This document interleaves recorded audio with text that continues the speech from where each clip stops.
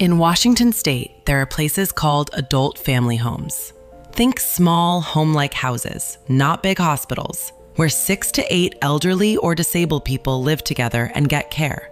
There are about 2,800 of these homes across the state, housing roughly 22,400 people. To make these homes feel like real homes, not institutions, at least one caregiver usually lives there too, right alongside the residents. In exchange for living on site, these caregivers get free rent, food, utilities, sometimes even a car, instead of getting paid hourly for every minute they are technically at work. This setup has been allowed for 36 years because of one line in Washington's minimum wage law. That law normally says employers must pay workers minimum wage and overtime, but it carves out an exception for people whose job requires them to live where they work. Live-in caregivers fall into that exception, so they do not get paid hourly wages the way a regular shift worker would. They get housing and benefits instead. A company called AssureCare ran several of these adult family homes. A group of caregivers, Jocelyn Bolina, Adolfo Payag, and several others, worked and lived at AssureCare's homes between 2014 and 2021. In 2023, the caregivers sued AssureCare. Their argument? This live-in exception is unfair. They said it violates the Washington state constitution because it singles them out and denies them wages that other workers get. Basically, an unfair advantage handed to the home operators at the caregiver's expense. AssureCare pushed back, saying, no, there are good reasons for this rule. It is what makes these small, affordable community homes possible in the first place. Take away the exception, and it becomes too expensive to run them. In September 2024, a King County judge agreed with the caregivers. The judge ruled that this live-in exception is unconstitutional when applied to caregivers who live where they work. Importantly, the judge did not decide whether this new ruling should apply only going forward or also reach backward, meaning homes might suddenly owe caregivers years of back pay. AssureCare did not accept that ruling. They asked the Washington Supreme Court to review the case, and the Supreme Court agreed to hear it in December 2024. AssureCare came back with 4 main arguments. First, this is not about a fundamental right.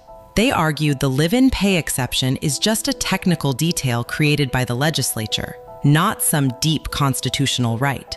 So the strict test the trial judge used should not even apply. Second, the comparison case does not fit. The trial judge leaned on an earlier case involving dairy farm workers who had real, documented injuries and health risks. AssureCare argued caregiving at these homes is not nearly as dangerous, pointing out that almost none of their caregivers had ever been hurt on the job. Third, the legislature had good reasons. Adult family homes are a cheaper, more humane alternative to nursing homes, mostly paid for by Medicaid.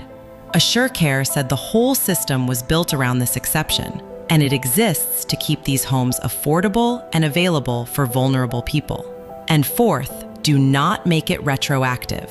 Even if the Supreme Court agrees the exception should end, AssureCare argued that should not apply to the past. For 36 years, home operators reasonably believed this rule was legal and built their whole business model around it.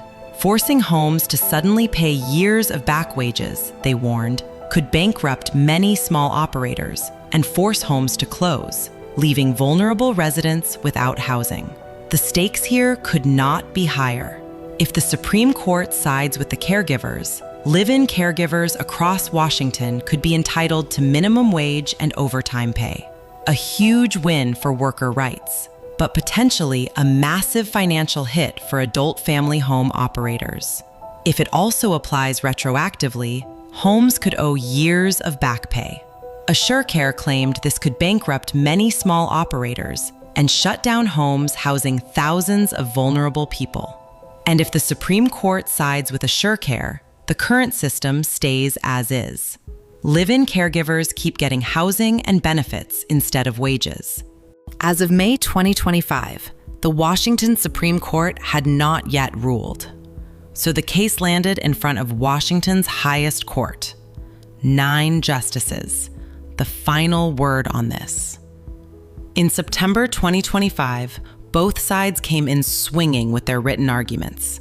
The caregivers fired back, arguing the ruling should stand and even apply retroactively, meaning back pay for everyone. Then, on July 9th, 2026, the Supreme Court finally ruled. The verdict? The caregivers won.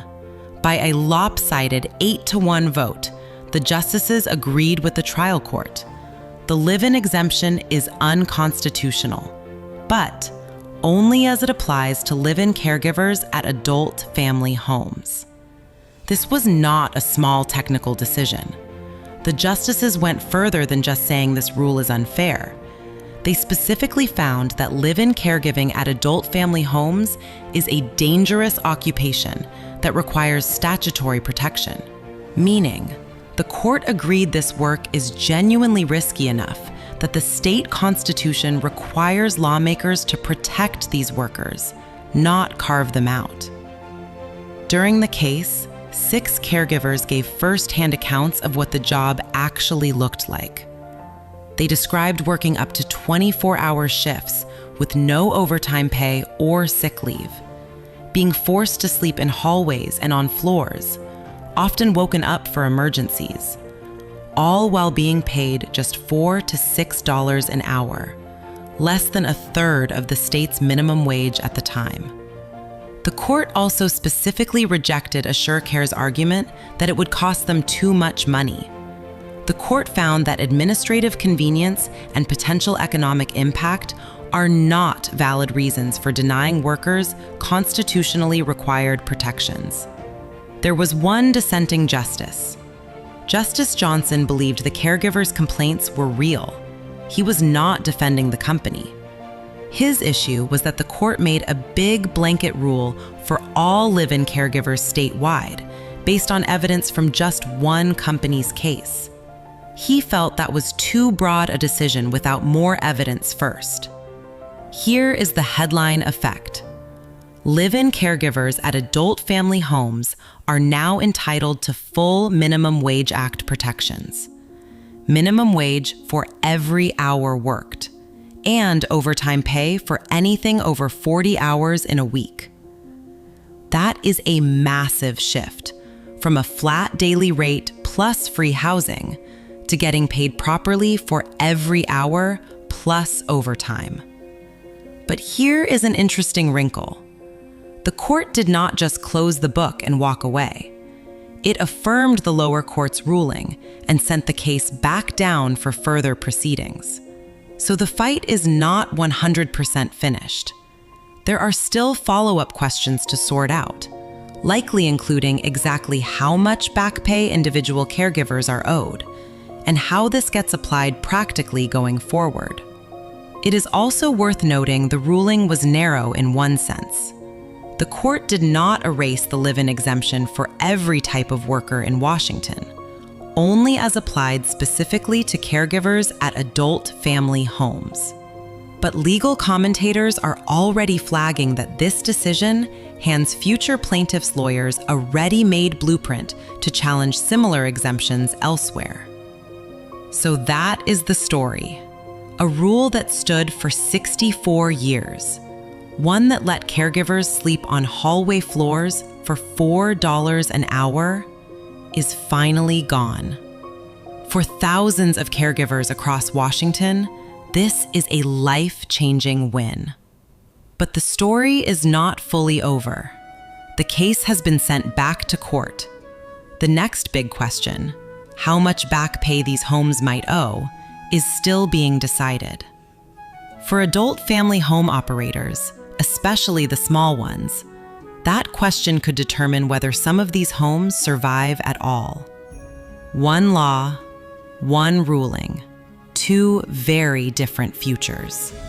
And we are about to find out which one wins.